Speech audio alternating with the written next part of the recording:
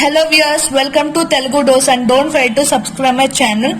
Last వీడియోలో నేను chapter 12 final account ని స్టార్ట్ చేశాను. దాంట్లో మనం trading account introduction, P&L account introduction, balance sheet introduction కూడా చూసాము. ఒకవేళ మీరు ఆ వీడియో చూడకపోతే ఆ వీడియో లింక్ డిస్క్రిప్షన్ లో పెడతాను, డూ వాచ్ ఇట్. ఎందుకంటే నేను దాంట్లో ఈ అకౌంట్స్ ఇంట్రొడక్షన్ చెప్పాను, అది అర్థం చేసుకుంటే మీరు ఏమేమి ఎంట్రీ చేసుకోవాలనేది మీకు సింపుల్ గా ఉంటుంది. So do watch it. అది వాచ్ చేసిన తర్వాత ఈ వీడియో చూడండి, then you will be getting. First మనకు 3 అకౌంట్స్ నేను ముందే చెప్పాను, trading account, P&L account and balance sheet. Trading account లో ఏవేవి రికార్డ్ చేసుకోవాలి అంటే ఫస్ట్ ప్రోఫార్మా చూద్దాం. ట్రేడింగ్ అకౌంట్ లో ప్రోఫార్మా వచ్చేసి పర్టికులర్స్, అమౌంట్ అంటే పర్టికులర్స్ రాసి 2 అమౌంట్స్ రాసుకోండి, ఇన్నర్ కాలం అవుటర్ కాలం.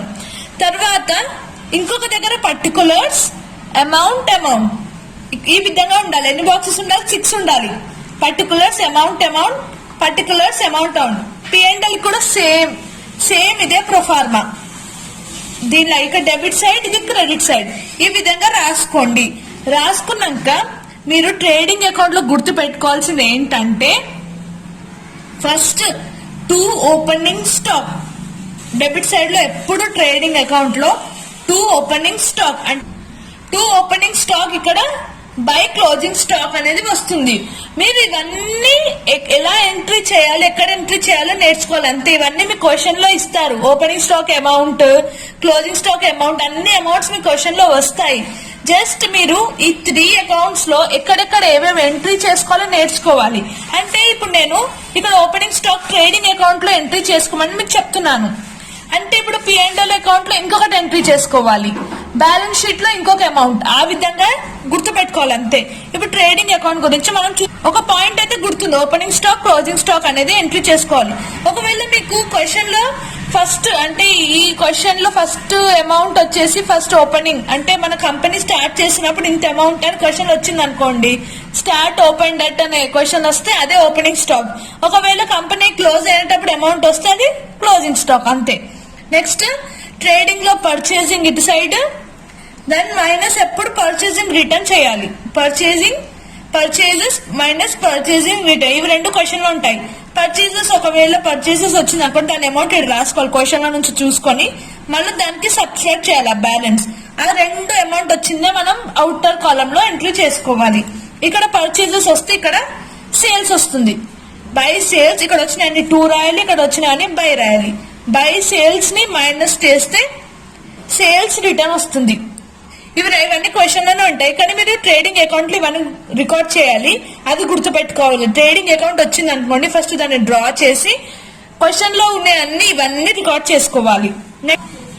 ఇది wages, carriage, custom duty, freight, gas and water, insurance. ఏ insurance? Factory insurance.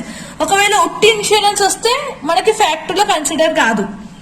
Oil and fuel, power and fuel, ఇవన్నీ ఐటమ్స్ మనకి ట్రేడింగ్ అకౌంట్ లో వస్తాయి అంతే.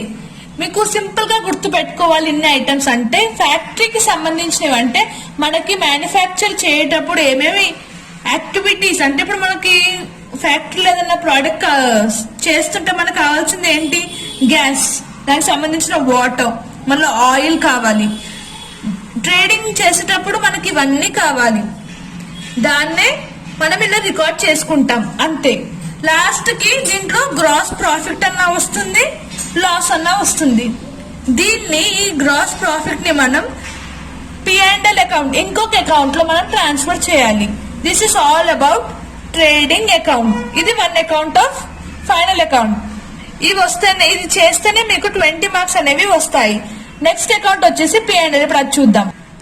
ఇప్పుడు P&L account first trading account prepare చేయాలి. దాంట్లో అవన్నీ ఎంట్రీస్ చేసుకున్నాక తర్వాత దాంట్లో మనకు ప్రాఫిట్ అన్నా లాస్ అన్నా వస్తుంది.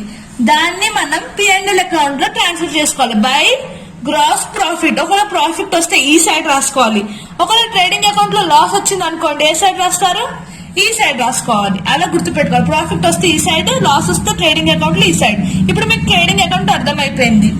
ఇప్పుడు ప్రాఫిట్ అండ్ లాస్ అకౌంట్ లో ఏమొస్తుందంటే ట్రేడింగ్ లో ఏమన్నా ఫ్యాక్టరీకి సంబంధించినవన్నీ రికార్డ్ చేసుకోండి. ట్రేడింగ్ సంబంధించినవి అంటే మనకి పర్చేసింగ్ కానీ సెల్లింగ్ కానీ వేజెస్ కానీ ఫ్యాక్టరీలో ఇస్తాం, అవన్నీ అక్కడ రికార్డ్ చేసుకున్నాం. P&L లో ఏం రికార్డ్ చేసుకోవాలంటే ఆఫీస్ కి సంబంధించినవి, అంటే మనము అక్కడ మ్యానుఫ్యాక్చరింగ్ చేసేసినాం బిజినెస్ లా. నెక్స్ట్ ఏం చేస్తాం, ఒక ఆఫీస్ ఉంటుంది, దాంట్లో ఏం చేస్తాం, దాంట్లో మనం ఇన్సూరెన్స్ ఇస్తాం, మన శాలరీస్ ఇస్తాం ఎంప్లాయీస్ కి, ఆఫీస్ రెంట్ పే చేస్తాం, ఇన్సూరెన్స్ ఇస్తాం. ఇన్సూరెన్స్ ఫ్యాక్టరీ అయితే అక్కడ రికార్డ్ చేసుకోవాలి, ఉట్టి ఇన్సూరెన్స్ వస్తే ఇక్కడ రికార్డ్ చేసుకోవాలి. మళ్ళా కమిషన్ ఇస్తాం, ఆఫీస్ ఎక్స్పెన్సెస్, మళ్ళీ స్టేషనరీ ఇవన్నీ ఉంటాయి కదా, అవన్నీ ఇక్కడ రికార్డ్ చేసుకోవాలి. ఏమేమంటే 2 శాలరీ, 2 రెంట్, ఇన్సూరెన్స్, డిస్కౌంట్, ఇది advertisement, expenses, bad debts, insurance, trade expenses, carriage outwards. ఇది గుర్తు పెట్టుకోండి, క్యారేజ్ అవుట్వర్డ్స్. క్యారేజ్ ఇన్వర్డ్స్ వస్తే ట్రేడింగ్ లో రికార్డ్ చేయండి, క్యారేజ్ ఇన్వర్డ్స్ వస్తే ట్రేడింగ్ లో రికార్డ్ చేయండి, అవుట్వర్డ్స్ వస్తే ఇక్కడ రికార్డ్ చేసుకోండి. కమిషన్, ఆఫీస్ ఎక్స్పెన్సెస్, స్టేషనరీ, ఇవన్నీ మీరు నోట్ డౌన్ చేసుకోండి. ప్రోఫార్మా మీరు గమనించినట్లయితే same trading day, particular amount, particular amount 2 columns. ఇది డెబిట్ సైడ్ లోనేమో ఇవి వస్తాయి, క్రెడిట్ సైడ్ లోనేమో ఇప్పుడాక చెప్పినట్టు దాని లాస్ అండ్ ప్రాఫిట్ వస్తుంది. నెక్స్ట్ ఒక డిస్కౌంట్ రిసీవ్డ్ అని క్వశ్చన్ లో వస్తే అది రాయాలి, ఇంట్రెస్ట్ రిసీవ్డ్ అని వస్తే ఈ 3 గుర్తు పెట్టుకోవాలి అంతే. మీకు P&L క్రెడిట్ సైడ్ లో ఈ 3 గుర్తు పెట్టుకుంటే చాలు.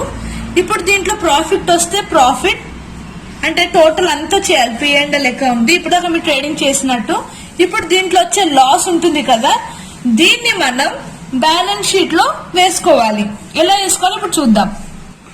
ఇది లాస్ట్ అకౌంట్, ట్రేడింగ్ అయిపోయింది, P&L అకౌంట్ అయిపోయింది. ఇప్పుడు బ్యాలెన్స్ షీట్ ఒక్కటి నేర్చుకుంటే ఈ సమ్ అయిపోయినట్టే. ఇప్పుడు దాంట్లో ఎంట్రీస్ అనేది పర్ఫెక్ట్ గా చేసిన తర్వాత రిమైనింగ్ ఎంట్రీస్ అనేవి దీంట్లో లయబిలిటీలో అసెట్స్ లో వేసుకోవాలి. మీరు ఈజీగా గుర్తు పెట్టుకోవచ్చు. లయబిలిటీస్ లో ఏమేమి ఎంట్రీ చేసుకోవాలంటే bank over draft, creditors, bills payable, capital. Liability దీని ప్రొఫార్మ్ వచ్చేసి లయబిలిటీ సేమ్ అమౌంట్ కానీ అక్కడ పర్టికులర్ రాస్తున్నారు కదా, ఇక్కడ లయబిలిటీస్ అని రాయండి, ఇక్కడ అసెట్స్ అని రాయండి. Liabilities, assets. మీరు ఈ బ్యాలెన్స్ షీట్ లో ఏమేమి చేయాలి, BC మీరు ఈ విధంగా గుర్తు పెట్టుకోండి. ఏంటంటే B² C² అంటే 2Bలు 2Cలు. ఏమేమి, bank over drafts, bills payable, receivable వస్తే ఇక్కడ పేయబుల్, క్యాపిటల్ అండ్ క్రెడిటర్. మీకు క్యాపిటల్ లో ఏంటంటే మీకు ఇప్పటిదాకా ప్రాఫిట్ అండ్ లాస్ అకౌంట్ లో వచ్చిన అమౌంట్ ఏం చేయాలో చెప్పాను కదా. ఒకవేళ ప్రాఫిట్ అండ్ లాస్ లో నెట్ లాస్ వస్తే మైనస్ చేయాలి, నెట్ ప్రాఫిట్ వస్తే యాడ్ చేయాలి. క్యాపిటల్ తోటే, మీరు ఎక్కడ చేయకూడదు, ఓన్లీ క్యాపిటల్ దగ్గరనే ఈ పని మనం చేయాలి అంతే. ఈ 4 అకౌంట్స్ వస్తాయి అంతే. నెక్స్ట్ అసెట్ సైడ్ లో ఏమేమి వస్తాయో చూడండి. అసెట్ సైడ్ లో కొన్ని ఎక్కువ వస్తాయి. ఫస్ట్ దీంట్లో గుర్తు పెట్టుకోవాల్సింది ఏంటంటే మనం ఇప్పటిదాకా ట్రేడింగ్ అకౌంట్ లో క్లోజింగ్ స్టాక్ చేసాం, ఓపెనింగ్ స్టాక్, క్లోజింగ్ స్టాక్. ఆ అమౌంట్ ని మళ్ళీ ఇక్కడ రికార్డ్ చేయాలి, 2 టైమ్స్ రికార్డ్ చేయాలి క్లోజింగ్ స్టాక్ అనేది. ఎక్కడ, ఫస్ట్ అక్కడ ట్రేడింగ్ అకౌంట్ లో, నెక్స్ట్ ఇక్కడ.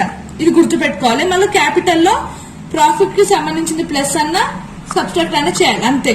ఇది గుర్తు పెట్టుకోండి బాగా. అసెట్ లో ఏమేమి వస్తాయంటే cash, debtor, bills receivable, machinery, furniture, investment, land and buildings, goodwill and last is closing stock. ఇవన్నీ మనం అసెట్ సైడ్ లో ఎంట్రీ చేసుకోవాలి అంతే. ఇది balance sheet, pro forma and entries. ఇది బాగా ప్రాక్టీస్ చేయండి, అప్పుడే మీకు 20 మార్క్స్ ప్రాబ్లమ్ సాల్వ్ చేయడానికి వస్తుంది.